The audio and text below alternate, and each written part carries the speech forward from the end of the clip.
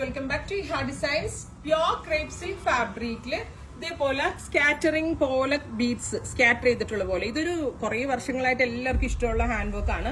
Same tone എന്താ പറയാ കുഞ്ഞ് ഷുഗർ ബീഡ്സും വൈറ്റ് പേൾസും യൂസ് ചെയ്താണ് നെക്ക് ലൈൻ ക്രിയേറ്റ് ചെയ്തിരിക്കുന്നത്. സോ സിമ്പിൾ ആൻഡ് എലഗന്റ് ആണ്. പേസ്റ്റൽ ചാർട്ടിലാണ് ഈ ഒരു വൈറ്റ് പേളും ഇതും കൂടെ ഭംഗിയാകത്തൊരു പേസ്റ്റൽ ചാർട്ടാണ്. ക്രേപ്പിന്റെ തന്നെ ദുപ്പട്ടയാണ് ഇതിനോട് കൂടി പെയർ ചെയ്തേക്കുന്നത്. Same colour ഷാൻറ്റോൺ pant and lining 1795 1795 ആണ്. ക്രേപ്പിലായതുകൊണ്ടാണ് ഇത്രയും എക്സ്പെൻസീവ് ആയത്. ജോർജറ്റ് ആയിരുന്നെങ്കിൽ ഇതിലും കുറച്ച് നമുക്ക് ചെയ്യാമായിരുന്നു.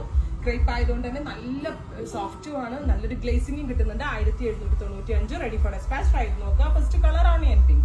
നെക്സ്റ്റ് കളർ വരുന്നത് സഫയർ ഗ്രീൻ ആണ്. വർക്കിന്റെ ക്ലോസർ ഷോട്ട് നോക്കിക്കോ. വേണ്ട നല്ല പനി വർക്ക് ചെയ്തിരിക്കുന്നത് നല്ല അടുപ്പിച്ച് തിക്കാക്കിയിട്ടാണ്. അതായത് നമ്മളിങ്ങനെ ഒരു ബീഡ്സ് ഇങ്ങനെ വാരി ഏറിയുമ്പോൾ കിട്ടുന്ന ഒരു സ്കാറ്ററിംഗ് എഫക്റ്റിലാണ് ചെയ്തേക്കുന്നത്. With very gorgeous soft dupatta with pant and lining.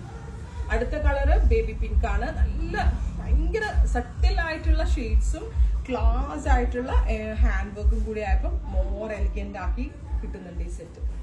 Baby pink with dupatta pant and lining.